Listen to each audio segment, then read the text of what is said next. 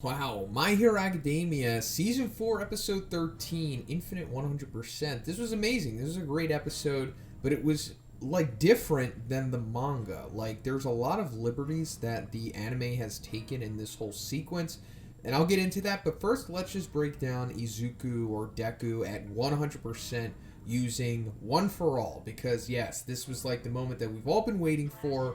This has been in the manga for a couple years now, and it was an amazing sequence in the manga, and they did it pretty good in the anime as well. So let's get into it. So obviously he's using 100% of One For All, which is incredible power. I mean, it goes back to a flashback in the series just to show you the time when he actually used it, when he punched that gigantic robot in the face from the entrance exam, the 0-point robot, the one that you're not supposed to fight, and it completely shredded his arm. He still has damage to his arm to this day from using that move. But now that he has Eri with him, this doesn't matter to him anymore, because it's, at least in the anime, finally confirmed and revealed what her quirk is exactly, and it's a rewind quirk. She just rewinds time, but not time itself. She can't divert everything within time and space backwards, but just an individual, as far as we know. Maybe she could do it to objects as well, but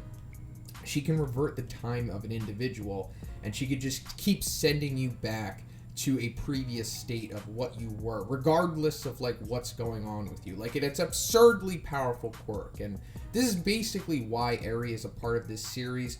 She can keep rewinding Izuku back to a state before he is injured. So when he uses 100%, and obviously his body at this current point in time cannot handle that much power. He can barely handle 20%. As we saw, that was his max that he used 2 episodes or 1 episode ago. So now that he's using 100%, obviously if he didn't have Eri, he would just be a broken bloody bag of dusty bones or something. But her quirk, which is just on full blast right now, you see her horn glowing, and it has the ethereal aura coming off of it. That's because it's just constantly active, and she barely has control over it. But considering that this moment in time she's connected with Izuku emotionally, and she's finally been able to let go of the inherent fear that Overhaul had planted into her, so now she's just fully letting it go, and she's just going with it. She's somehow able to keep the quirk at a steady level, so that she's not rewinding Izuku too much, because obviously we saw she killed her dad because she rewinded him back to nothingness. There's a joke that she reverted her dad back to semen, which is also a possibility, but it's never really said or anything like that. And then obviously Overhaul says that if it can be used to an application to revert you back to a monkey, even though I've talked to somebody about this and said that's not necessarily how evolution works. But regardless, she's using it in small increments. You can kind of relate this to how Night Eye was using his quirk in the previous episode, how he's saying if I only go 1 second into the future using my foresight quirk, then I can fight Overhaul accordingly, and I don't have to look too far into the future and see what I don't want to see. So she's kind of using it in short intervals. She's only sending him back a couple seconds at a time, instead of just full-blown reverting him back as far as he can go. And that way he's just constantly being healed perpetually. So he can just freely use 100% of One For All. This is basically hacks. He's hacking real life using Eri as the ability to just become a mini All Might. Obviously you see how powerful he is. He's untouchable. When he goes 100%, One For All, full cowling, there's really no one that can touch him at this moment in time in the series that we know of. I guess he's the strongest in the verse, because obviously All Might's done, One For All For One is done, and then after that, we don't really know of anyone that can touch this level of power. In the manga, this is a much shorter fight. He kicks Overhaul up into the air, does the machine gun Gatling punch to him, and then it's done. And actually, there's actually an extended thing in the manga that we don't see in the anime. He shoulder throws Overhaul into the ground after he punches him in the face. Yeah, but we don't get that in the anime. He kind of just punches him, and then he's done after that. Maybe they'll show it in the next episode, but yeah, he just destroys him. There's nothing that Overhaul can do to be able to compete with this unfair level of power, especially when he has the Eri hacks backing him. So that's it. That's 100% of One for All. He's using the full power that he is capable of using. This doesn't mean that this is like as strong as All Might was. Not even as strong. Maybe this was as strong as the All Might that we saw kind of around the USJ. Maybe something like that. But he's definitely not as strong as All Might in his prime, and definitely not as strong as All for One, just as a quirk. This is as strong as Izuku can become using 100% of One for All at this moment in time.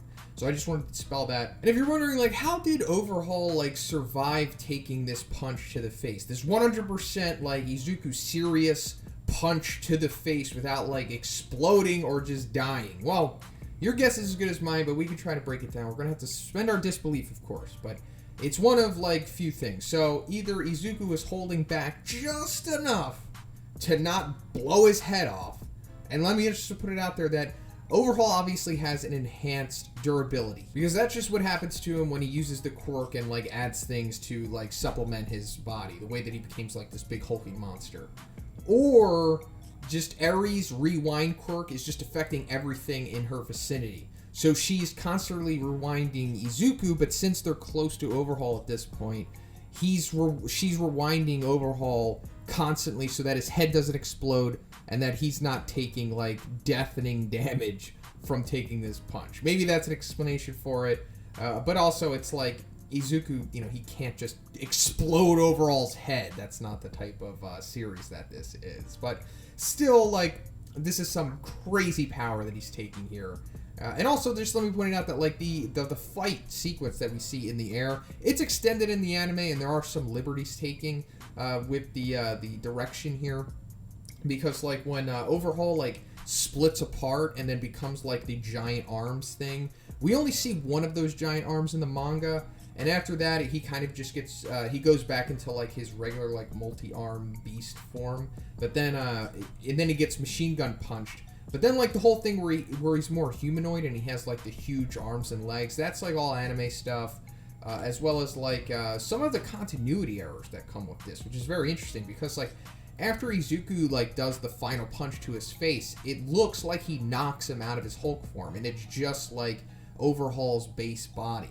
And then when he hits the ground, then all of a sudden he's back into the multiple, you know, crazy monster form that he's in. So that was strange that they did that. Not a big deal. It doesn't matter. Mistakes do happen, but it is apparent that it happened. But yeah, this was incredible. The Sakuga in that one sequence was amazing.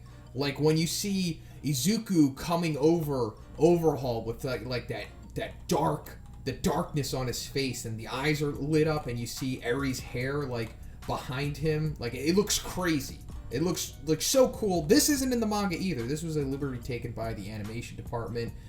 Very well done. Very nice touch. I can't get over how much this sequence was awesome. I hope it puts more respect on My Hero's name, because it's unfortunately like a really polarizing series, and I think it gets undeserved criticism and flack. A lot of it is just people just wanting to be contrarians just because they want to jump on a train of hate. I don't know, it's whatever. But so that's pretty much it for the explanation, review, and me just fanboying over this. If you liked it, guys, please give it a like, and let me know what you thought about this. What do you think about the differences between the manga and the anime?